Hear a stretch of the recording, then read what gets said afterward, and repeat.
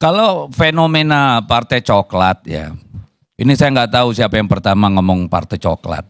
Tapi dari pemahaman saya, namanya partai coklat itu tidak saja merujuk pada anggota kepolisian, tetapi juga merujuk pada ASN. Ya, jadi APH dan ASN ini yang berdasarkan pengalaman kita, berdasarkan temuan kita, pengamatan kita dari sejak Pilpres yang lalu, itu keluar dari koridor-koridor hukum untuk kemudian terlibat dalam proses kontestasi pemilu. Dan itu sewaktu Pileg dan Pilpres kita sudah sampaikan ke Mahkamah Konstitusi. Lalu kemarin muncul lagi secara lebih masif di sekitar 5-6 provinsi dari 37 provinsi yang melakukan pilkada. Tempat seperti Sumatera Utara, sedikit di Lampung, lalu di Banten, Jawa Tengah, Jawa Timur, Sulawesi Utara. Di sana sangat masif dan kami sudah mengumpulkan data. Sebagian besar sudah kami laporkan ke Bawaslu. Nanti yang baru datang kita akan laporkan kepada Mahkamah Konstitusi. Nah, kenapa muncul katakan gagasan itu? Gagasan itu muncul sebenarnya dari upaya kita untuk mengingatkan lembaga kepolisian dan lembaga birokrat untuk mengoreksi dirinya. Apakah tindakan-tindakan yang menyimpang dari sumpah janji mereka dari koridor hukum dan perundang-undangan ini perlu diperiksa, introspeksi gitu. Makanya kami dikatakan bahwa ketika kami usulkan agar dibawa Polri itu di bawah Panglima TNI, banyak yang bilang, oh itu mengkhianati reformasi. Pertanyaan saya sekarang, bukankah pengkhianatan reformasi dilakukan oleh mereka sendiri? Ketika dalam undang-undang peraturan sudah jelas, kemudian dilanggar, bahkan Mahkamah Konstitusi sampai merasa perlu mengingatkan bahwa itu ada konsekuensinya pidana. Jadi mari kita kembali dulu ke reformasi. Dulu kita sama-sama teriak, kita sama-sama berjuang supaya Kepolisian Negara Republik Indonesia dipisah dari angkatan bersenjata. Dengan harapan kemudian dia keluar dari perilaku militeristik, ya, yang memang tugasnya untuk kombatan, kemudian menjadi benteng bagi masyarakat sipil. Menjadi pelindung dari masyarakat sipil, pelayan dari masyarakat sipil, sebagai penegak hukum, perundang-undangan, peraturan. Mereka kita harapkan menjadi tempat di mana keadilan bisa ditemukan. Itu mimpi kita dulu sewaktu reformasi, sehingga Polri kita pisah. Dan waktu itu dilakukan upaya untuk mereformasi polisi itu nggak tanggung-tanggung, Pak.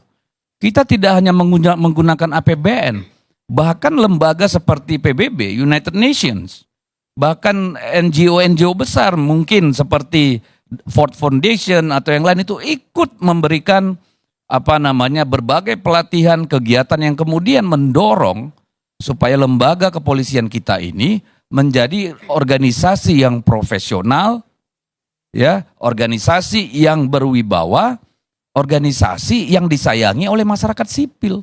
Karena mereka 24 jam dalam sehari berinteraksi dengan masyarakat sipil. Kan itu nih gagasannya. Perjuangan masyarakat. Ya, itu perjuangan masyarakat sipil termasuk saya. Saya sendiri mengalami kekerasan berkali-kali pada waktu rejim Soeharto. Dulu Pak kita nggak bisa duduk lebih dari 5 orang Pak.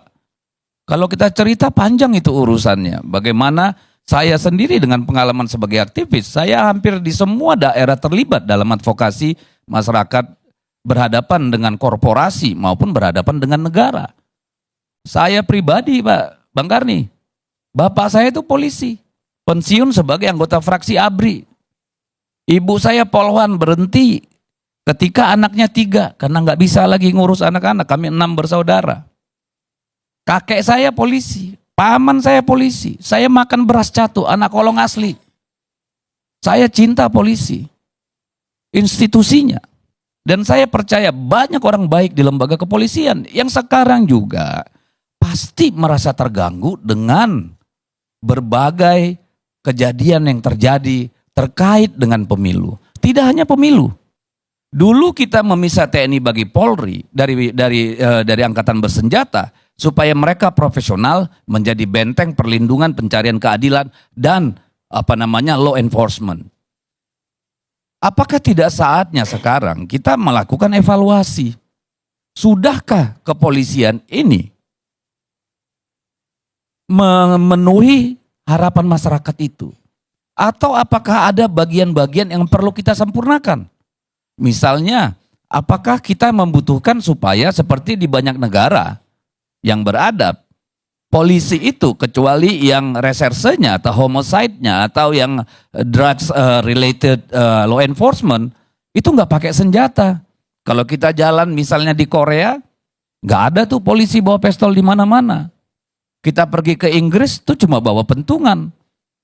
Kecuali misalnya berhadapan dengan pelaku kejahatan dengan kekerasan, perampokan atau macam-macam lah. Apakah tidak perlu kita bicarakan itu? Apakah polisi yang sekarang sudah 1.000.000% merupakan kondisi polisi yang kita mimpikan bersama-sama. Nah, harap diambil apa yang kami sampaikan ini adalah bagian dari kecintaan kami pada polisi sebagai satu-satunya institusi yang diberi kekuatan koersif oleh negara, diberi senjata oleh negara untuk melindungi dan mengayomi. Baik, terima kasih. Penggabungan Polri di bawah TNI atau Mendagri itu sangat bertentangan dengan landasan hukum nasional. Mulai dari Undang-Undang Dasar 1945, TAP MPR nomor 6, nomor 7, dan Undang-Undang nomor 2 tahun 2002, serta Undang-Undang nomor 34 tahun 2004. Selain itu, upaya tersebut akan membawa implikasi yang sangat serius terhadap demokrasi, supremasi hukum, dan tata kelola pemerintahan yang baik. Dalam menjaga keamanan nasional, karena kita berbicara tadi banyaknya peristiwa-peristiwa, ya, saya kira penyelesaiannya itu harus adanya sinergi antara Polri dan TNI dalam rangka kerjasama yang jelas. Bukan subkoordinasi antar satu lembaga di bawah lembaga lainnya. Sudah jelas di dalam Dirkhusus Hukum dan Ketatanegaraan, keberadaan Kepolisian Negara Republik Indonesia selaku institusi penegak hukum yang independen, yang terpisah dari APRI, adalah wujud nyata hasil dari reformasi hukum dan kelembagaan yang telah diupayakan sejak era reformasi. Dari perspektif hukum, pandangan saya dari praktisi hukum, kenapa saya bilang kalau Polri ini digabungkan dengan TNI atau Mendagri, ini merupakan degradasi reformasi, karena sudah jelas di dalam Undang-Undang Dasar 1945, tepatnya itu di pasal 30 ayat 3 dan 4, sudah memisahkan fungsi masing-masing antara Tentara Nasional Republik Indonesia dengan Kepolisian Republik Indonesia. Kita ketahui sudah jelas tugas spesifik Polri menjaga keamanan, ketertiban masyarakat, melayani, melindungi, mengayomi masyarakat serta yang paling penting adalah menegakkan hukum di tengah-tengah masyarakat. Justru sebaliknya,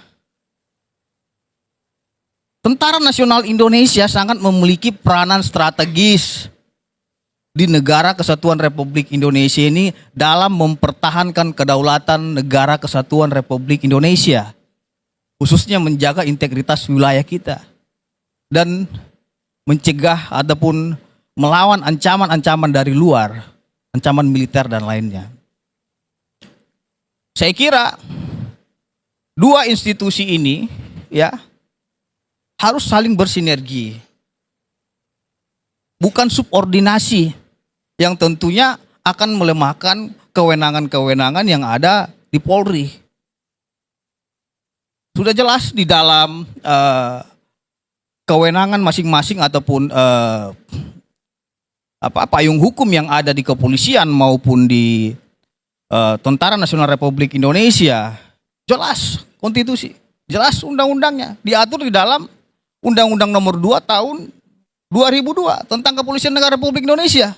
Oke, tapi bagaimana kalau bawa Mendagri? Kalau Mendagri, saya kira polisi ini adalah seorang aparat penegak hukum. Tidak sangat tepat polisi kita ini dijadikan sebagai birokrat. Lama-lama disamakan nanti seperti Satpol PP. Menanggapi hal tersebut, Bung Karni, karena banyaknya ini hembusan-hembusan yang dikatakan partai coklat katanya. Saya kira ini adalah hembusan barisan sakit hati. Ya. Dan hembusan orang yang memang ingin meruntuhkan kepercayaan masyarakat kepada Polri. Berbicara oknum ya dan ingin melucuti oknum kepolisian, jangan juga kita membakar secara keseluruhan rumah orang tersebut. Sudah jelas, apabila memang ada pelanggaran oknum kepolisian, negara ataupun undang-undang telah mengatur polisi melakukan pelanggaran. Ada ranahnya di Propam dan fungsi pengawasan eksternal ya seperti Kompolnas berwenang untuk itu. Silakan laporkan. Yang menjadi persoalan adalah ketika hembusan-hembusan yang datang kepada kepolisian ini tidak dapat dibuktikan dengan putusan yang berkekuatan hukum tetap. Ini yang menjadi persoalan. Dan baru-baru ini juga usulan daripada teman-teman Bang Deddy Sitorus, dari 8 praksi, 7 praksi menolak usulan tersebut. Artinya apa? Rakyat tidak menghendaki itu. Itu gara-gara koalisi. Iya, jadi kalau berbicara ada pelanggaran oknum, saya kira janganlah sejauh itu untuk membuat suatu opini ataupun merontokkan agar polisi ini di bawah TNI. Saya kurang setuju. Begitu Bung Karni.